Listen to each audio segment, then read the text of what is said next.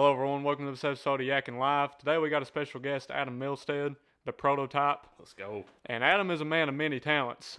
First off, he's a former UFC fighter, which is, to me, about the pretty coolest. big Cool. deal. Yeah. It's a big deal.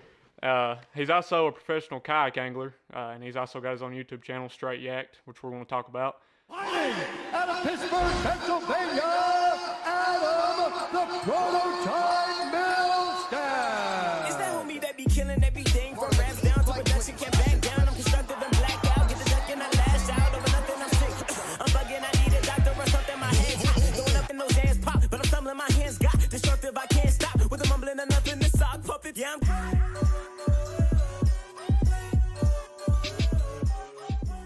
Before we get into the episode, let's take a moment to recognize today's sponsors, DH Baits. DH Baits specializes in a variety of spinners and jigs. If you want a bait that will actually catch a fish, check out DH Baits on Facebook. MMA Fishing. MMA fishing rods are proudly made in the USA and offer both spinning and casting rod models. If you're looking for some awesome rods to fight the bite, check them out. Also, be sure to insert Clay Kayak Fishing in the Pro Staff section when checking out to further support our channel. Thin Blue Tight Lines. Thin Blue Tight Lines is a fishing apparel brand dedicated to law enforcement. They have some really cool gear, and most importantly, they support America and first responders. Be sure to check them out. Last but not least, Going North Headed South Wholesale. Going North Headed South is located in Corbin, Kentucky, and they are known for giving the best deals this side of the Mississippi. If you're looking to buy something, don't pay retail. Going North Headed South has you covered. You can check out our sponsors by clicking their links in the description of this episode. Again, we would like to thank each of them for making this episode possible. That being said, let's get back to it. So, Adam, start off by telling us a little bit about yourself. Yeah, so like you said, I'm a former UFC fighter. I was training for roughly about 13 years of my MMA career. I started off wrestling when I was in like second grade, played football, did pretty much everything you could think of. And then now currently I am a professional kayak angler. I guess you can consider us professional. We're fishing for money. So as professional as you can get, but that's about it. Yeah. That's awesome, dude. Yeah. Yeah, he's achieving. Yep. So before we get into the fishing aspect, let's talk a little bit about your professional MMA career. So, what inspired you to be a pro MMA fighter? It was a combination of things. So I didn't start out my life thinking I wanted to be a fighter. Like, right. I'm sure you've seen it, the Forrest Griffin Stephan Bonner fight. I remember to this day, like watching that fight happen on live cable. And I'm sitting with my dad, and we're just watching this bloodbath, and it's insane. It's great. But at the same time, I looked at it and I said, you would never catch me doing that. That's nuts. Those guys are crazy. Yeah. And lo and behold, like, I don't know, 10 years later, I'm fighting in a cage. Now, there's a couple different reasons that happened. Number one, so I'm 6'3", about 245. And, my first goal was to go and play professional football, whether it was NFL, Canadian League, arena, whatever. I wanted to play professional football. So I was trying to be like a little fish in a little, or a big fish in a little pond, and come up to Pittsburgh. There's a couple D3 schools up here. They're really well known. Geneva College is where I went to. And it didn't turn out too well for me. The third game in, I tore my ACL on a football field. And I was sort of like, what do I do now? Like, of course, I can come back and still play. But the way that I was able to get onto the team, even though I had no money whatsoever, the coach was like, don't worry about the money, just come play for us. And so, of course, I did. But once I tore my knee, I was nothing to them. So after that, I was like, crap, what do I do? Ran into some very difficult times up here in Pittsburgh. This is about 2008, whenever the bottom dropped out on the economy and the housing market dropped, and you couldn't find a job to save your life. And I was working 2 dead-end jobs, and it was miserable. And the whole time I was doing it, I was like, man, I need something to work towards. Like, if you ain't got nothing to work towards in your life, man, it's very hard to find just to get up in the morning and do your thing, man. Because if not, life turns into a big carousel. It's just like you just revolve around doing the same thing over and over again, and people wonder why it flies by. It's because nothing's interesting you. So having something to work towards, that was like one thing I had to have. And so it was like a sign. I come in one day, I'm this little crappy apartment. There was a penny saver in my mailbox. I pulled it in, and on the back of it said, "Try mixed martial arts, 30-day free trial." And immediately the thing I thought of was the Forrest Griffin fight and everything like that. I was like, nah, you know what though? I do want to try it out. I do want to just like go through the motions and stuff. So I went down, met this coach, told him, "Hey, I wrestled since I was like in second grade." And, he's like, "Come on down." He's like, let me show you around. And so sure enough, I went down, just a rinky dink gym, and I started training within like a month. No, I want to say about 2 months. I was all of a sudden fighting my very first fight, because it was just one of those things. Like when I start something, I need to see how far it goes, So I couldn't be there like knowing that I'm doing really well against these guys in practice to think like, the coach comes up to us and says, "Hey, who wants to fight this month?" And nobody's raising their hand. I'm like, all right, well, let's give this a shot. And sure enough, I did. I went out and won. And then that's just what kind of propelled me, man. I said, you know what, let's just keep taking this as far as it can go. And let's see what we can pull out of this thing. And not a lot of money in it. You don't get a lot of like credibility, all that stuff. It's all about setting goals in yourself and accomplishing them. And one thing's really cool about this sport, same as wrestling, it's all on you. So you're not dependent on a team. You're not dependent on somebody else. So if somebody, fumbles a football and you lose the game, it's not because it was you, it's because of your team. I always like the fact that I could go out there, whatever I put into the gym or whatever I put in hard work, I could get exactly out of that, So, yeah, man, that's pretty much what it was. And eventually, I got my shot in the UFC. That is That's awesome, awesome. Adam. That's awesome. And I know, like, being in the UFC, I'm sure it's full of, like, memorable moments. Like, if you had to pick, what would be your most memorable moment from the UFC? Probably. So there's a couple, of course, but obviously the most memorable moment for me is just getting my hand raised in a cage. Like that was like getting into the UFC after battling all my way up, and going through like the miserable these small little promotions you fight in. Like I can't tell you how many times I fought in a bar, I fought in like basements and things like that, and elk clubs. Like I was just like, nah, I didn't like it, and I gave up a couple. I didn't give up. I just slowed down a couple times. I finally got the call, and it was like all that.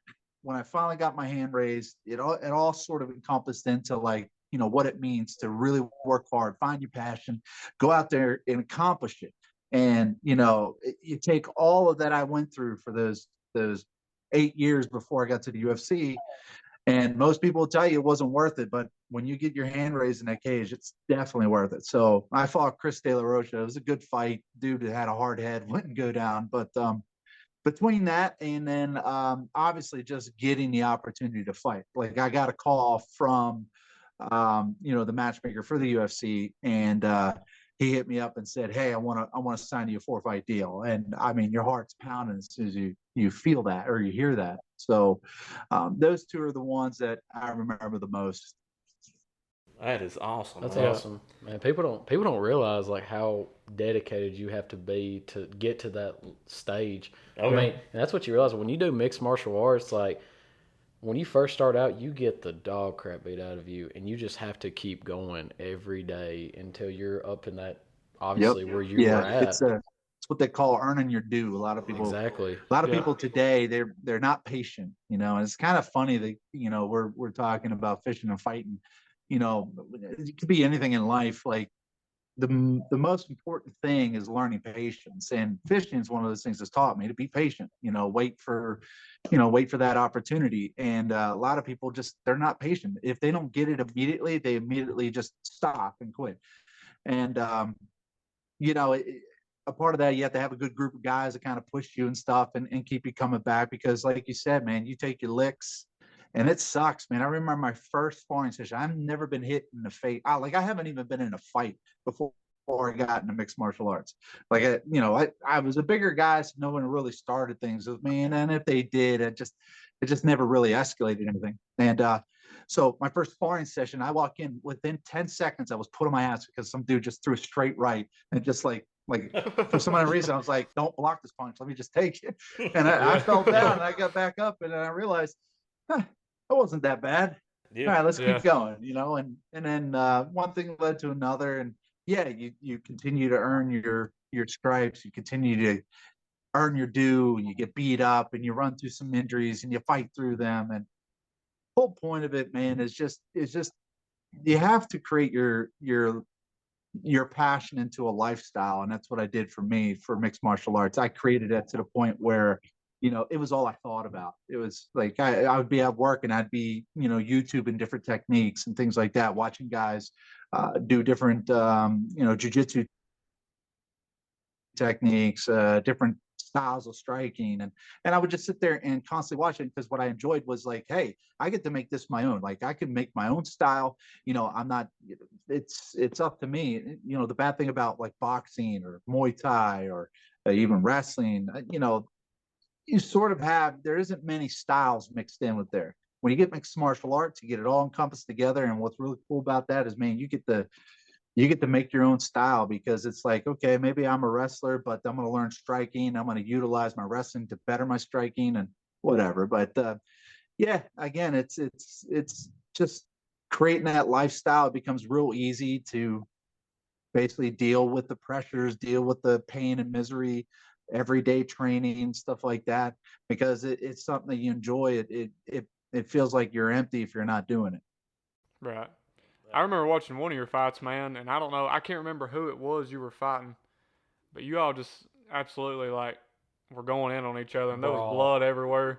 That was a Chris De La Rocha fight. That's what I thought you were talking about. Yeah, it was a mess. And I remember watching you on Fight Night with Curtis Blades. I remember that. Oh yeah, that was fun too for Curtis. Yeah, that was fun. You just gotta be a different breed to want to do that. Like you just watch UFC and these guys are absolutely beating each other to death. And it's weird for some guy to be watching like, man, I want to do that. Yeah. It's just it's crazy. There are a few individuals who are like that.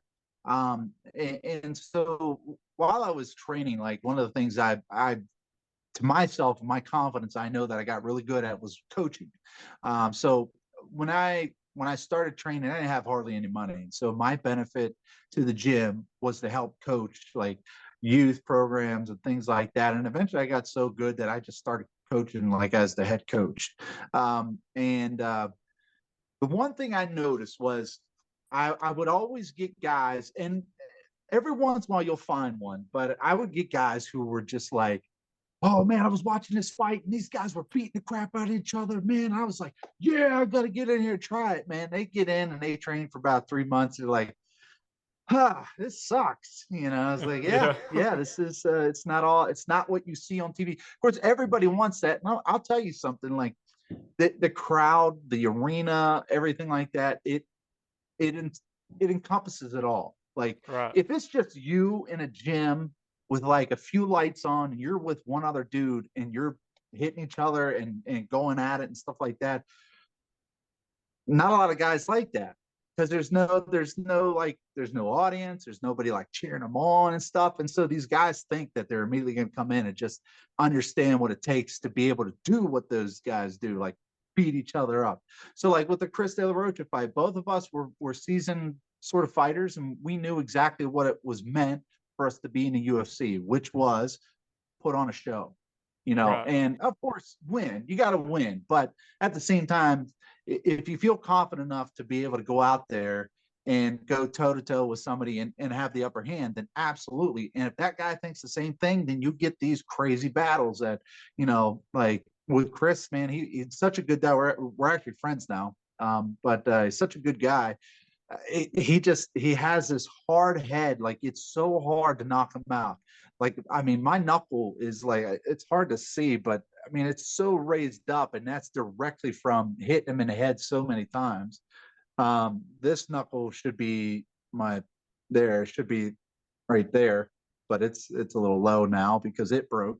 Anyways, it's just one of those things you gotta understand. Like, man, you do have to have a mindset to be able to deal with that, but you also have to have a mindset to put in the work, put in the time, put in, the sacrifice that a lot of people don't see. Of course, anybody get in there, just start battling it out, you know, um, but you got to earn it to get there. So when you get to UFC, then you put on a show. Until then, it's train, fight, do everything you can to win. And a lot of people think, fishing and fighting is probably polar opposites, but really there's a lot of similarities. I know the way Adams explained it, just the patience and all that, man. Yeah. You really do. It takes a lot of patience for both spectrums. Well, that and you got to put the work in too. Oh yeah. Right. So Yeah. Adam, one more question I had. And it's I'm not, sorry. and it's not by, and I want people to understand, because this is a big thing in fishing, because believe me, a lot of the people who aren't in fishing, people who aren't in competitive bass fishing, they're like, competitive bass fishing? Like, what do? Like, you're just catching fish. I was like, no. Between mixed martial arts, obviously that's a skill set. Yeah. Fishing, that's a skill set. There's a reason why you have these Jacob Wheelers, these guys that are coming in, Dust Connell, who are just absolutely destroying the competition every single time. They're up there at the top 10 because they have a skill set, because they were patient, they learned a lot of stuff, they paid their dues, they work, the amount of research that goes into this is insane. You got to be, number one, you got to be skilled with a rod. You got to be able to put that jig pretty much anywhere. You got to basically, thread the needle on some of these casts, and that's a skill set. Being able to position your boat right, that's a skill set. Being able to, you got to be sort of like a biologist, because you got to know, the water temp versus water clarity versus the thermocline versus barometric pressure versus all that stuff combined, and then try to guesstimate where you think is going to be the best area to fish. And that all comes from experience. It all comes from getting out there, doing it, working hard, practicing. And that's what mixed martial arts is. You don't get to the UFC just by saying, hey, I want to fight in the UFC. No, you got to earn your spot. So, yeah, there's a lot that sort of entails one another. Right. So before we get into the fishing aspect, I had one more question about the UFC. So, like, I can just imagine this, but like, what's it like stepping into that cage and you've got thousands of fans cheering you on, and you hear Bruce Buffer announce your name? What's that like, man? I mean, that's like unreal to me. And I'm getting chills just thinking about it right now. But you have to understand, like, the most mentally fatiguing moment is there's a couple of them. There's time where you see your opponent for the first time, like in real life, like, here they are, they're walking, they're in this arena because you guys are going to battle it out this week. You see him and your heart starts pounding and stuff like that. And then you get through the weigh-ins, you get, they're announcing you on the weigh, on the scale, and Joe Rogan's announcing you, and it's that's real cool. It's like cool, heart-pounding moment. But the one thing, and it doesn't matter if you fight in UFC or if you fight in some of the most localist MMA venues, is when you're in a back and you're just warming up, you're just moving, kind of doing whatever you want to do, working some pads, getting warmed up, getting a nice little sweat going, and then all of a sudden you hear a knock on a door. The guy opens up and says, "Hey, Adam, you ready? It's time to go." And then it's just like, it's like there is like a mental sort of something that happens within your body that it's so hard to describe. Like, all of a sudden it just feels like the senses are just brought into your like face, and it's just like, and you're like, holy crap, here we go. And it's just like, in the UFC is one of those things, man, where like in a local venue, you walk out, you got people, you got your friends, family in the crowd. You're like, hey, you walk in, you enter the cage, they announce you, and you go out and fight. And first punch, it's just like whatever. UFC is different because it's like a well-oiled machine, man, because they're constantly marketing. The thing is, they've got cameras in your face. They got 3 photographers that are taking pictures. They're walking backwards out as you're walking into this biggest stadium you've ever been in. Like I fought at the well, at Mandalay Bay, I fought at the T-Mobile Arena in Las Vegas. The Raptors play, or I don't know whatever one was in Houston, the basketball team in Houston. But you're walking out, and it's just like it opens up. There's lights. You got boom right here, camera in your face. You got people taking pictures, people in the crowd. They're like you slapping your hands. You're like, holy shit! I'm actually just getting ready to do. I'm really gonna do this. I'm gonna fight in the UFC, and you walk in, and it's always a different feel for me. Like it's just like you walk in, you feel the canvas, and the canvas feels a little different. Like, oh, I don't know, man. This, you get in, you get to your corner, you're walking back and forth. You get, even doesn't matter how much you warm up, you're like cold. You're like cold because you're like chilled, man. You got chills running down your body. And then you're sitting there, and then here comes Bruce Buffer, standing at 6'3", 240 pounds, fighting out of, and then he just goes through his thing, and it's just like, holy crap, yes, I made it, but damn, I've got to put on a show. I've got to get out here. I got to win this thing. I cannot not win this thing. And obviously it goes your way or it doesn't go your way, but it's that point, and then the ref goes, "You ready? You ready? Let's go!" And you go out there, and it's just like you're trying to wonder if your opponent's going to touch gloves. You touch gloves, okay, cool, fine, and then you throw the first punch, and then it's just like, oh, okay, and then it shuts off, crowd shuts off, and everything. But yeah, walking out, man, it's insane. It's like there's nothing in this world that will ever be the same. And a lot of people don't realize that, man. That's got me fired up. Probably one of the biggest reasons why we do this.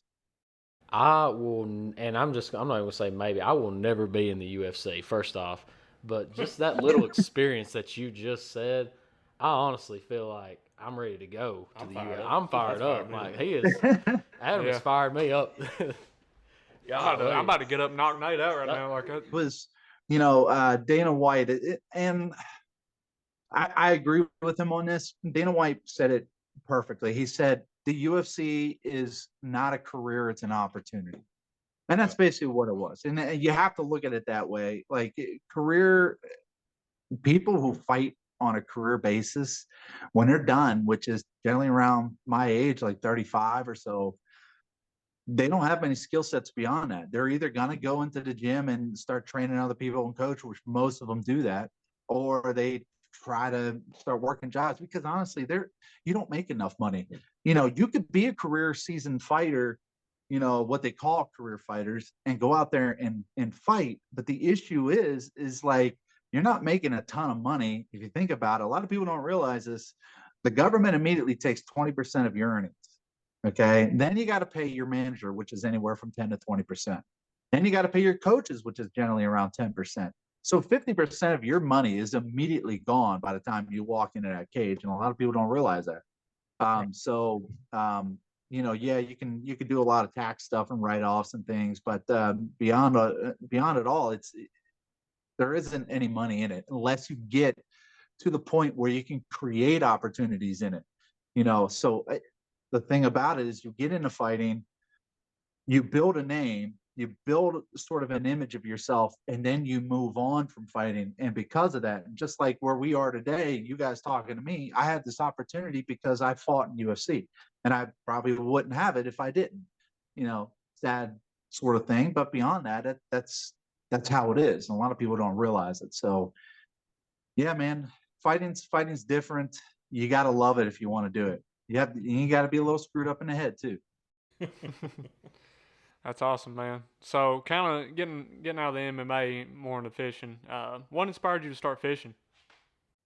Man, I've always fished. I fished since I was, 4 years old. So my dad, like every other kid, was introduced. He introduced me to fishing. My first fish, I think, was like a red drum.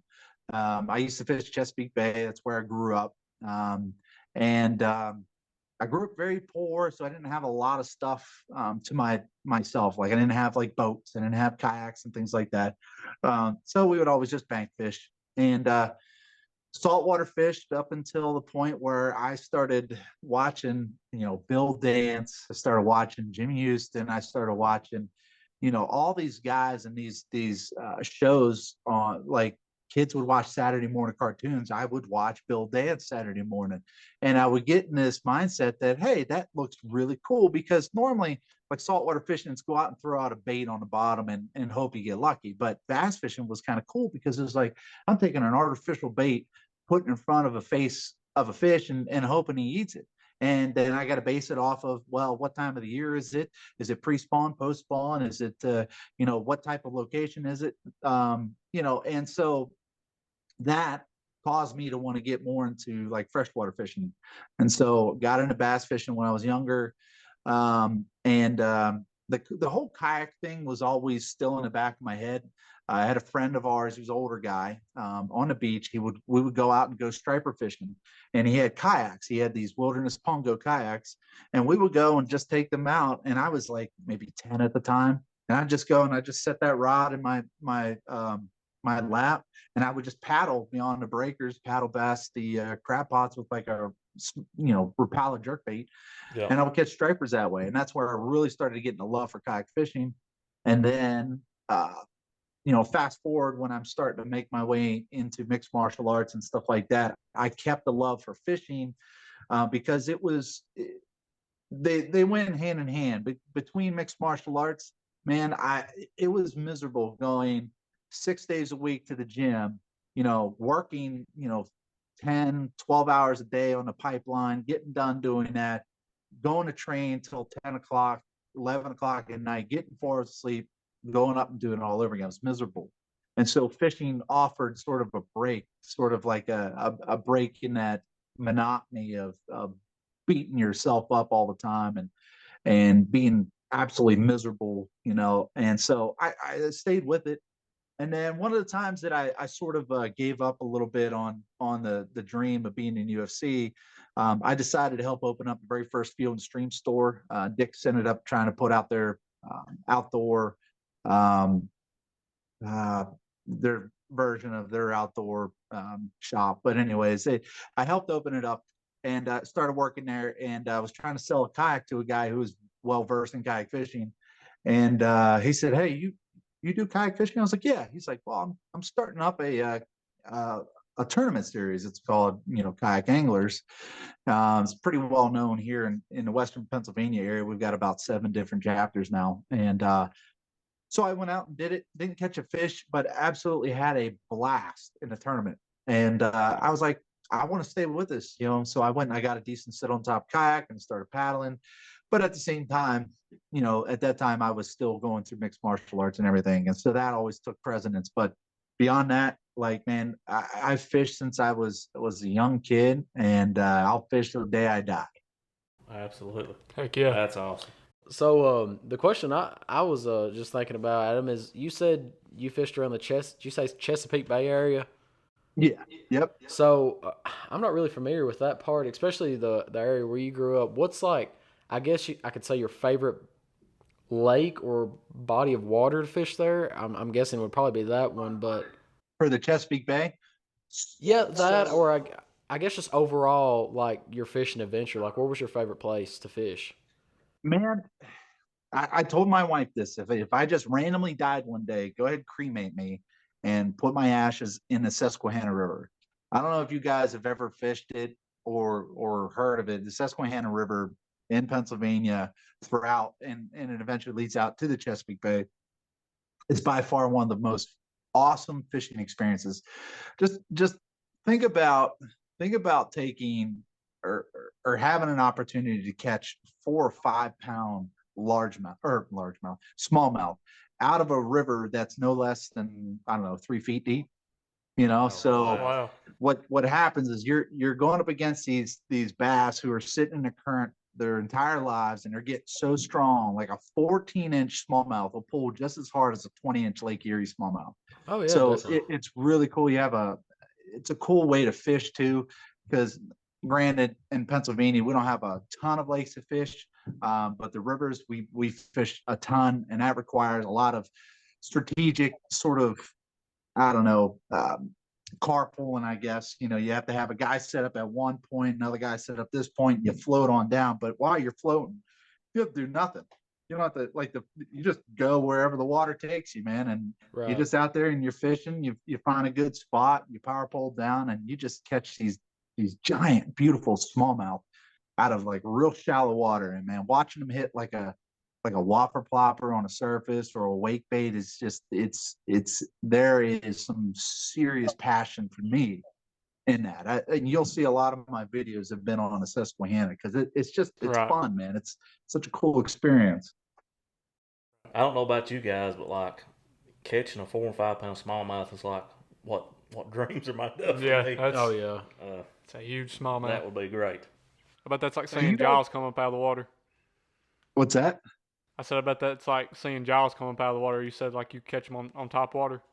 Oh yeah, that's probably my favorite way to fish. Obviously, for a lot of people say that, but for smallmouth, especially in a shallow water river, man, you go and you're just blind casting, and a lot of these rivers we're fishing, they might be only, I don't know, 50 yards across, and it's just like you can cast clear across the river, and you're just bringing this wake bait or just whopper plopper through, and it's just there's so much anticipation until all of a sudden it's just like a giant explosion, and you're pulling this thing up, and it's so cool. And nothing against largemouth. I love catching largemouth, and nothing wrong with that. But there's something different about a smallmouth because number one, obviously they fight way harder. And number two, I just think they're a real pretty fish to look at. And some of them will have these tiger stripes, especially, during pre-spawn, post-spawn, they'll have these tiger stripes that really are real vibrant. It's a real pretty looking fish. So yeah, man, it's a blast. Do you guys down there, do you have a lot of smallmouth fishing? Do you get into any We do. smallmouth yeah. fishing? We do. Yeah, Yeah, definitely. we do. Yeah, like on the river. I've never caught one quite that large, but we've got No. some pretty good smallmouth here. Yeah. The way you catch a smallmouth, like it could be a 1 pounder, and you think that you're fighting a 8 or 9 It's pound the best feeling largemouth. ever. But man, Oh, yeah. they really are. They're such aggressive species of fish, definitely. Well, especially a river smallmouth too, because Oh yeah, because they're swimming in the current, man. they're naturally stronger anyway. Yeah, than definitely. A lake fish. Yeah, it's it's definitely something that we're gonna venture on into, getting more into like river fishing, smallmouth fishing, stuff like that. All right, Adam. So, like, you do a lot of tournament fishing, which is really cool, by the way. And what advice or what stuff is needed to tournament fish, say for somebody that's wanting to get started into it, that's new? So obviously we can go down a rabbit hole here, but if I was going to chalk it up to, obviously the first thing you would need is obviously a kayak. Yep. And the thing that a lot of people who are getting into kayak fishing, they take the notion of what they think what kayaks are instead of actually researching. Just go out and they get a sit-in kayak.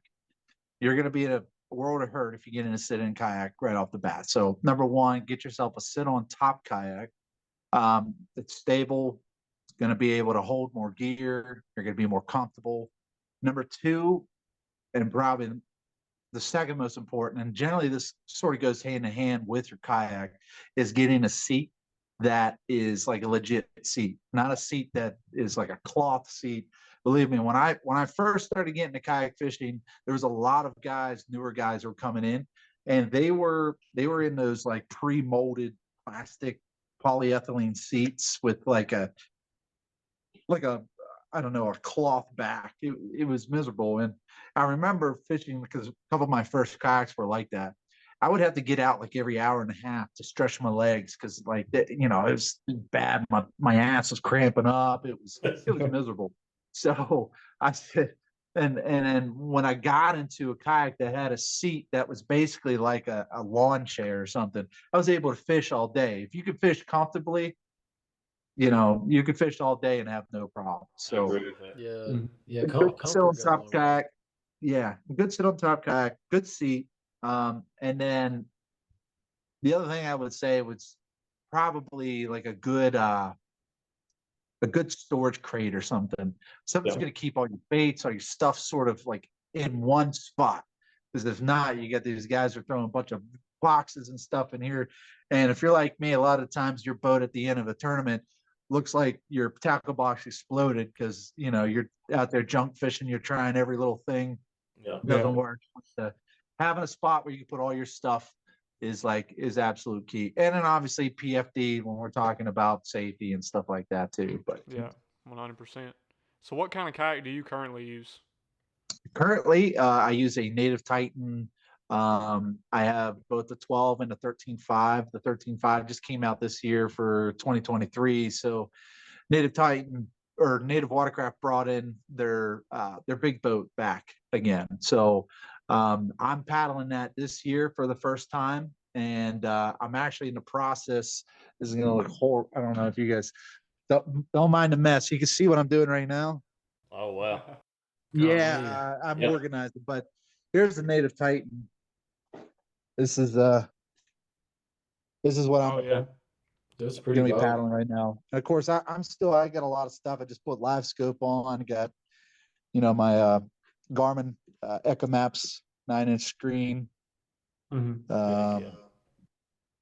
And like this is way too much. Like all this crap, you don't need it, but for some unknown reason I got to have it, because if I don't have it, then it's one of those things. If I get beat by somebody who does have it, I'll be like, well, maybe I could have beat him if I did have it. Right. So it's just like a mindset, and then you get like torpedoes and Yep. power poles and things like that.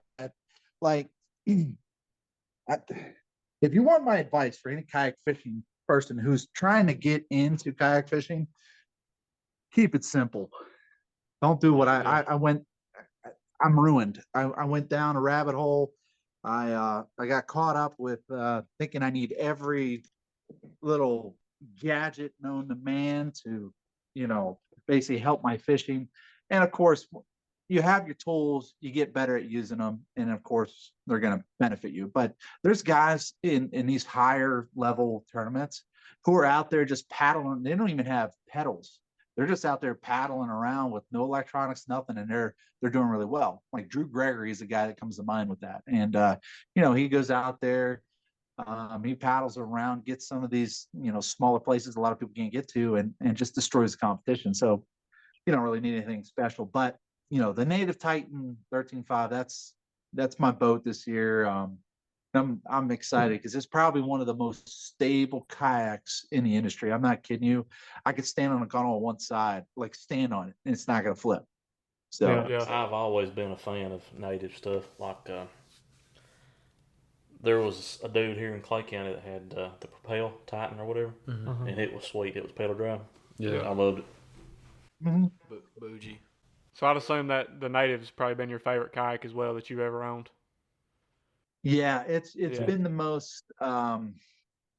It's of course they are sort of a sponsor, but at the same time, like it's a really well built kayak. Like I said, I've never been a kayak so stable before. So I'm gonna do a couple of sort of fun fishing videos here soon, where I'm going to be heading back to my hometown in Calvert County, and I'm going to try taking this thing out on the Chesapeake Bay and trying to catch big stripers out of it.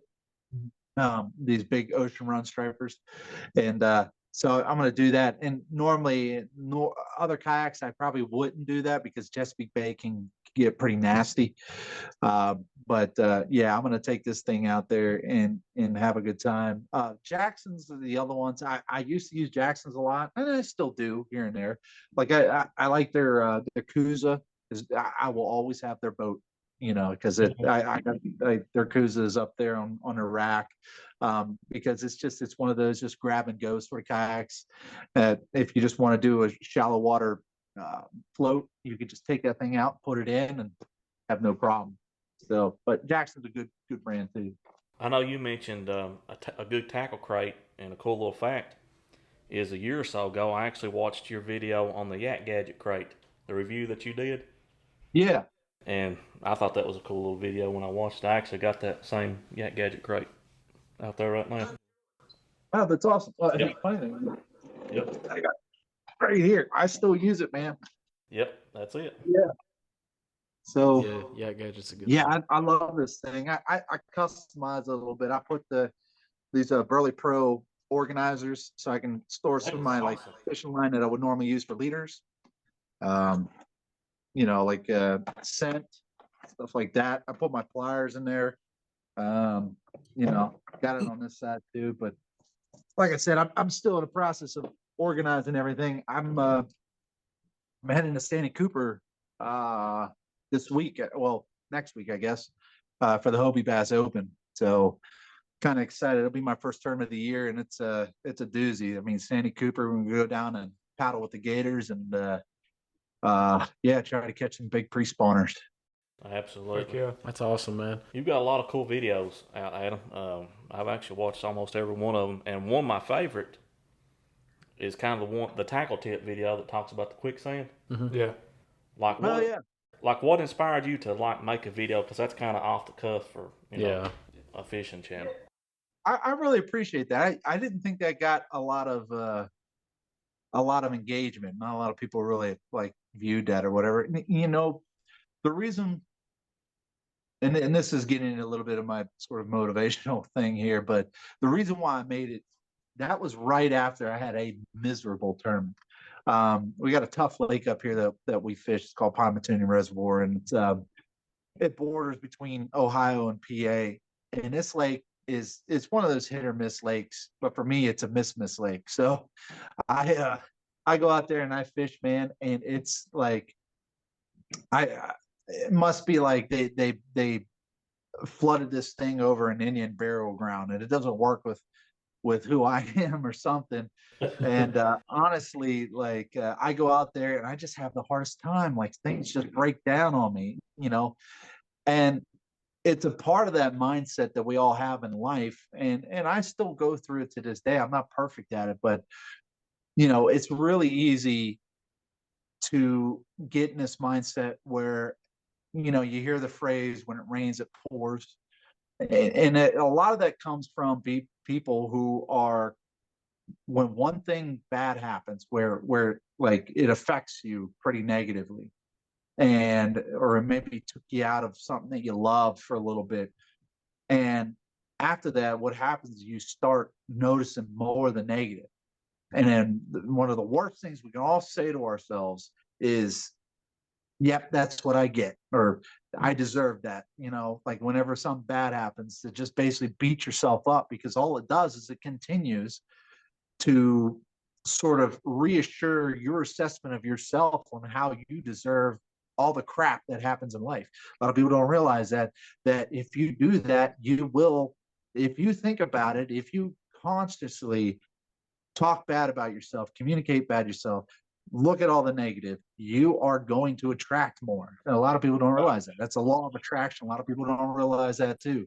You know, we're all sort of an energy source, and in our energy, we can attract those sort of energies how our mind perceives it, or how our mind thinks. And a lot of people just sort of kind of just think that, yeah, it's just a string of bad luck. It's no, it's an unconscious, or no, it's a your ability to understand the problems that happen in your life, when you look at those as problems instead of like problem solving opportunities. Like it's being pessimistic versus optimistic. People tend to get in that mindset, and it just drags them down, because again, they're just constantly waiting for the next bad thing to happen. And so that whole video was designed for people, especially in fishing, you know, but in life as well, that when you get out there and you have a bad thing happen, like, okay, all of a sudden your graph dies and you really needed your graph to find these fish. Crap, that sucks. You know, damn it, I swear I put that thing on charge. It said full charge. Why did it just die? What did, you know, and you're constantly thinking about that. And all of a sudden you run into a spot where, you know, if you're like me and you're running a prop on your pedal drive, you get sucked in all these weeds. And man, like where I put in, it was miserable that day. It was just like, I had to paddle this big kayak pretty much all day. And so that added stress to it. And then all of a sudden I backlashed 2 rods, not 1, but 2, like almost back to back. And it's just like, you're like, holy crap, what the hell is happening? That happens to me every day. What happens is you create a cycle of bad things. You create a cycle of bad negative energy, and it just continues going in an order. And that's where I talked about quicksand. Again, if you ever watch The Replacements, this is where I got that idea from, you know, when Joe Flacco or, you know, Keanu Reeves, who played Joe Flacco, was talking about his worst fear. It was quicksand. And he said, well, it's what happens quicksand is when you run into a situation and it sucks, you fumbled, you whatever, but everything else was going great up to that point, and then all of a sudden one thing happens, and then another thing happens, and another thing, and before you know it, you're in quicksand. Before you know it, you're above your head, and you can't breathe, and you feel like you're dying. And that's sort of what happens, especially something you put a lot of passion in. Like for me, kayak fishing, I have a lot of passion. I want to be good at it. I want to try my hardest at it. I want to be recognized for being a good fisherman. And when you go out there and you have a horrible tournament like that, where everything is dying and stuff like that, and it's just like you wound up in quicksand. And what you have to do is you have to break that cycle, some way, shape, or form, break that cycle. So if everything's going wrong, do something that's right. So like, okay, my graph, everything, all that's dying. All of a sudden, oh, I sprung a leak, whatever may happen, just break it. So one thing that we always do is just reach out to somebody that we haven't talked to in a while, or reach out to our wife, our girlfriend, our mom, dad, whatever, and just text them, call them or something and say, hey, they just wanted to call in and say, hey, I love you. I care about you. You mean a lot to me, blah, blah, blah. And you do that. And those people will be like, oh, I love you too, and then all of a sudden you get this good energy. It starts kind of, coming back on one another. And you feel good after you hang up the phone or you're done texting. You feel good about it. You feel good and you're like, yeah, I needed that. Awesome. And what it does is it puts you in a perspective to like, hey, crap happened. Life is full of misery. If it was easy, everybody would do it and be amazing, but it's not. It's those people who are able to get beyond those problems, those negative things that happen in life. Like what happened when Curtis Blades broke my knee on live TV on Super Bowl weekend. Yeah, they were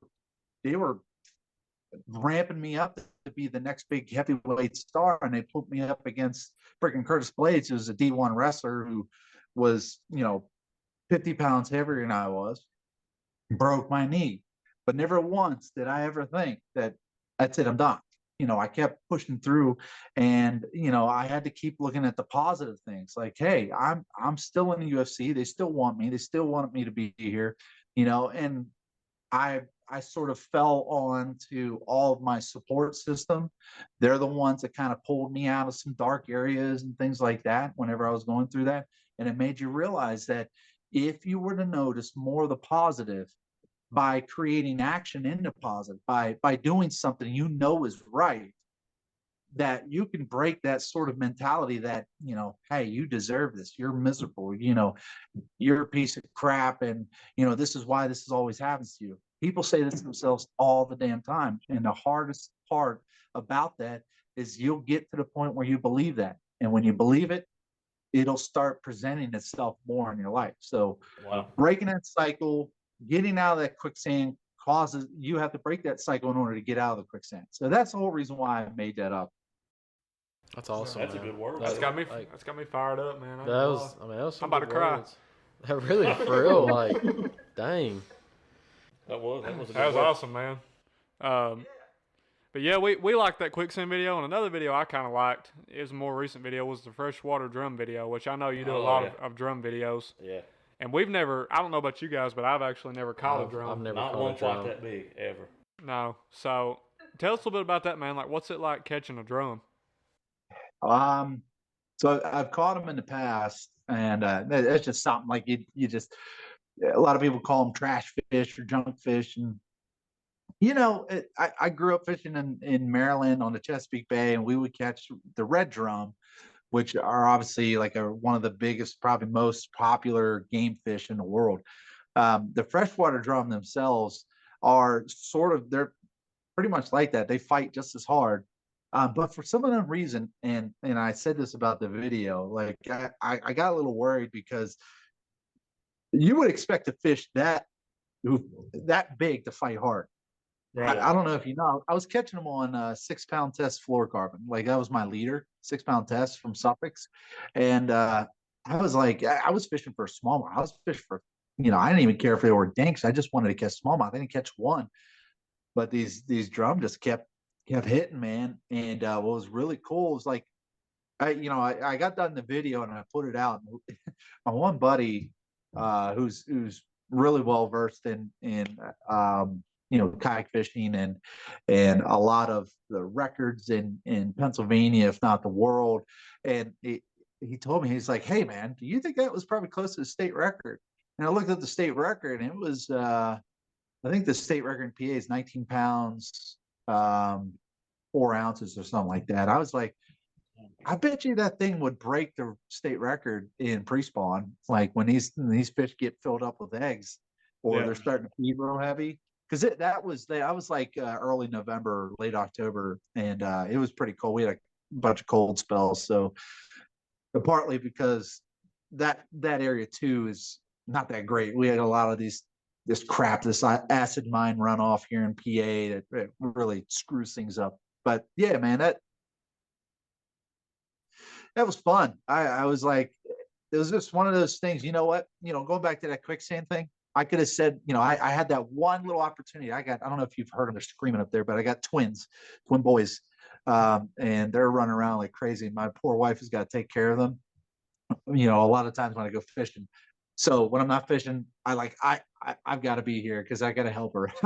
Yeah. So, Right. but there's certain times I'm like, man, I get one opportunity. She's like, go fishing. I was like, okay, fine. I want to try this new place I've never been to. I get there and it's miserable, man. Miserable. It Yeah. sucked. It's so polluted, so nasty. It smelled horrible. There's sewage lines running into it. I was like, good God, this sucks.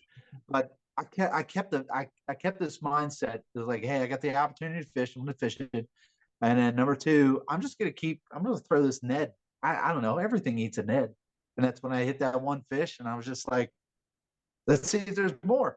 And six more hit, and I was like, okay, we had a pretty good day. So That's awesome, man. Do you got any like big adventures planned for this year? Like, so the one is I want to try to get down to my hometown, I want to take the torpedo out in the salt water in the Chesapeake Bay, and I want to try to catch a giant striper, like literally just out there trolling around with that torpedo and see what I can come across, because some of them get upwards 50, 60 pounds out there. So I'm hoping to do that. That would be probably a big adventure for me. Like I said before, Sandy Cooper, I'm going to go down, try my luck out against some really high end bass guys. There's a lot of good guys that fish that trail.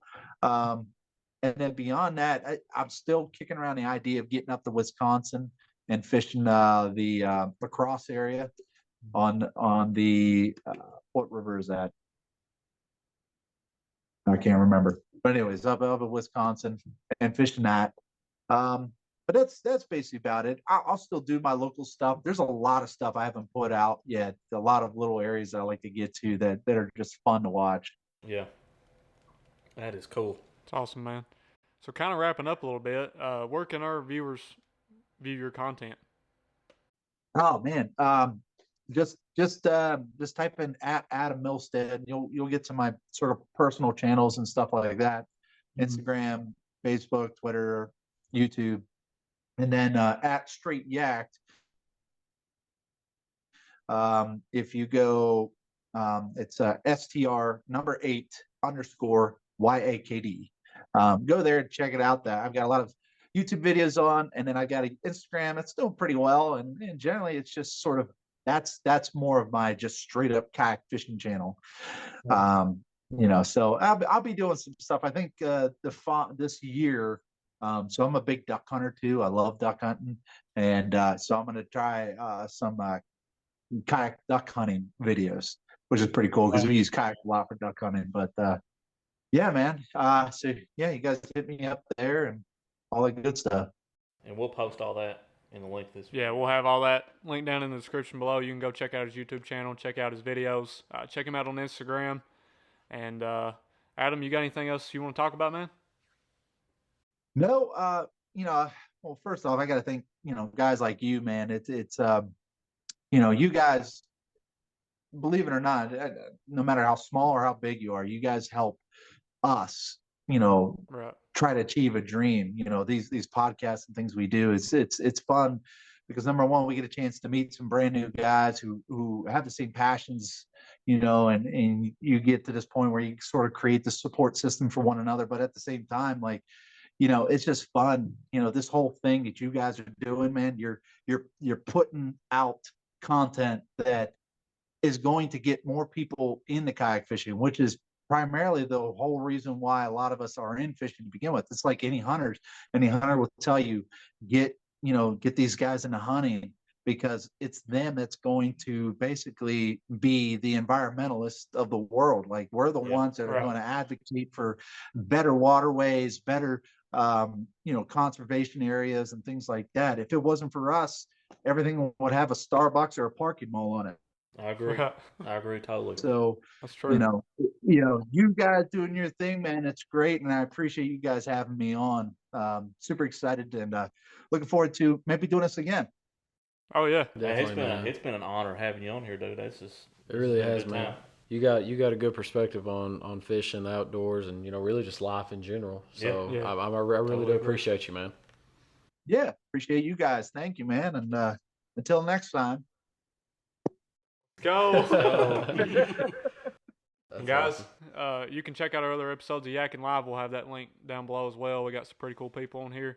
Adam, we may try to get together sometime, man. I don't know, like, we work a lot, and I'm sure you're busy as well, but we may try to get together sometime, maybe do some fishing. Are you guys close to Kentucky Lake? Kentucky Lake, we're what, about 2 hours? Yeah, I'd say about 2 hours. We're close enough. Close enough, yeah. Closer than you are. Yeah, I'll be down that way for Hobie Bass Open. I think that might be May. So Okay. Just let us know, man. We'll get together and come down there, and we'll try to do some fishing. All right, man. That sounds good. But again, man, we appreciate you having you on. We appreciate you coming on here. I don't even know what I'm saying. But as we always say, guys, keep on yakking.